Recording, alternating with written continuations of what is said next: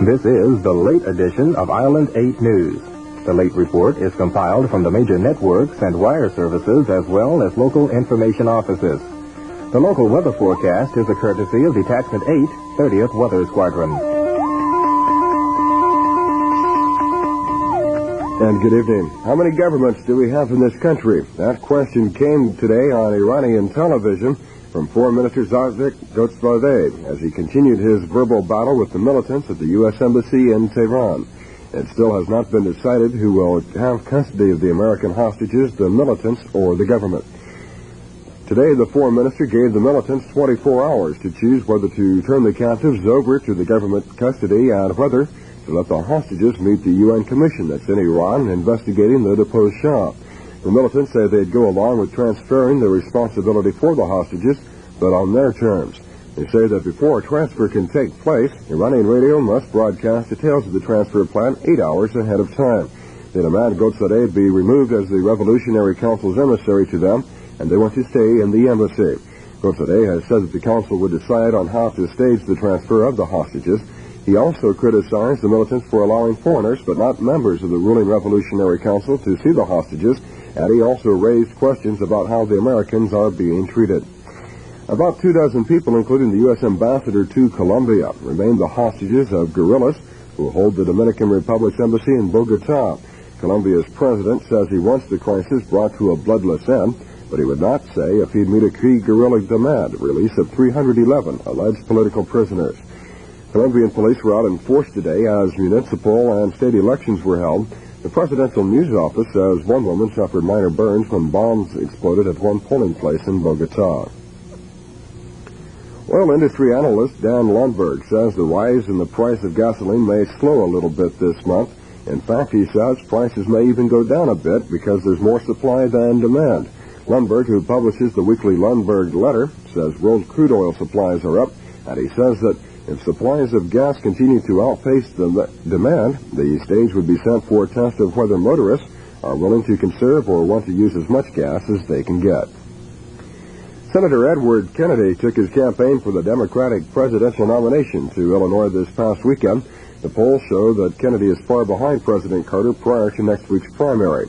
Today, Kennedy said in a broadcast interview that the state of the economy is emerging as the key issue in the campaign. Tomorrow, he speaks to miners in the state capital, Springfield. But recently, the senator went to the heart of the civil rights country in search of black votes. Speaking in Montgomery, Alabama, Kennedy hit hard on economic issues. ABC's James Walker has this report. Once upon a time, a Kennedy candidacy meant automatic support of black voters, but not now. Missing from the welcoming committee was this man, Birmingham Mayor Richard Arrington. He's in Carter's camp, bringing with him other influential black officials. That's why Senator Kennedy made this stop in Montgomery to try to give his sagging campaign here a boost by seeking the support of this group of Baptist ministers. Kennedy reminded them of his brothers and his own commitment to the civil rights movement. He criticized President Carter for the rising unemployment, inflation, and high interest rates, which he noted strikes hardest at blacks. Later, at George Washington Carver High School, he added national health insurance to the list. And I have a commitment to decent quality health care for the people of this nation. The simple truth is, to be black in America is dangerous to your health. Kennedy's visit here received an emotional boost from Congressman Walter Fauntleroy, who, after inviting everyone to support the senator, suddenly burst into song, a song that some believe mirrors Kennedy's chances here against the president. To reach the unreachable star. James Walker, ABC News, with the Kennedy campaign in Montgomery. For John Connally, it's all over, but for Ronald Reagan and George Bush, the battle for the Republican presidential nomination is heating up. There are 3 primaries on tap on Wednesday. John Connally's big push in the South Carolina Republican primary did not pay off. Ronald Reagan won with 54% of the vote, gaining all 25 delegates to the national convention. Connally's second place, 30%, won him not a single South Carolina delegate. Bush had 15% of the vote. So today, Connally threw in the towel. The former Texas governor said Reagan is still the champion. Florida, Georgia, and Alabama hold primaries on Wednesday, and Reagan's leading opponent is George Bush. Reagan is expected to win in all 3 states. In Florida, the Miami Herald shows 39% of Republicans support Reagan and 27% back Bush. Reagan, campaigning in Florida today, appealed to the Cuban-American vote. He said the Carter administration has harassed anti-Castro activists in the Miami area. Bush has been saying that he's the candidate with momentum and the one who can beat Reagan. But losses on Wednesday would dim his hopes, and they may help propel former President Gerald Ford into the race as the Reagan alternative. Bush, who was Ford's CIA director, has passed his old boss the word of staying out of the race. Says Bush, my deep personal conviction is that the American people are not interested in any rerun of the 1976 election. But what do the people think? An ABC News Lou Harris poll says Ford would beat President Carter. The 1980 vote were held today. The percentages, 54% for Ford to 44% for President Carter.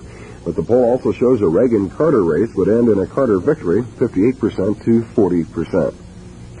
With a look at recent stock market action, here's ABC's Bill Owen.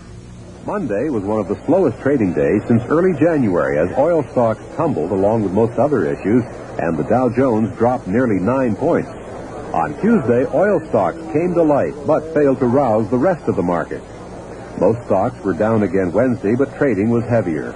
On Thursday, stocks were moderately lower amidst rumors of credit controls. Friday, most big banks raised their prime lending rate to a record 16.75%. But the market rallied to finish the week up almost 9 points at 863.14. Bill Owen, ABC News. Top economic experts in the Carter administration are working on a new anti-inflation strategy.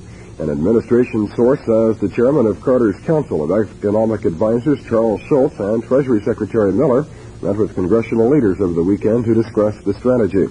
The source says Carter is likely to outline the plan later this week, even before all of its details are in place, to show financial leaders that he means business on fighting inflation. Among his reported goals, a balanced budget and restraints on consumer spending. The source says a big problem is finding agreement on budget areas to cut. On another economic issue, energy, the House is moving toward a final vote late this week on the oil windfall profits tax. Next week, it could be the Senate's turn. House aides say it appears the objections of oil state representatives would be overruled and the measure will pass. Senator Sam Nunn says he and 7 other senators will introduce a bill tomorrow to put the Internal Revenue Service back in the forefront of fighting organized crime. The Georgia Democrat says restrictions on disclosing information enacted in 1976 means the IRS has to concentrate on those he called waitresses, babysitters, and beauticians instead of underworld figures. Nunn is supporting a measure to give other agencies access to data, such as bank records gathered by the Internal Revenue Service. Sports comes your way next after this message.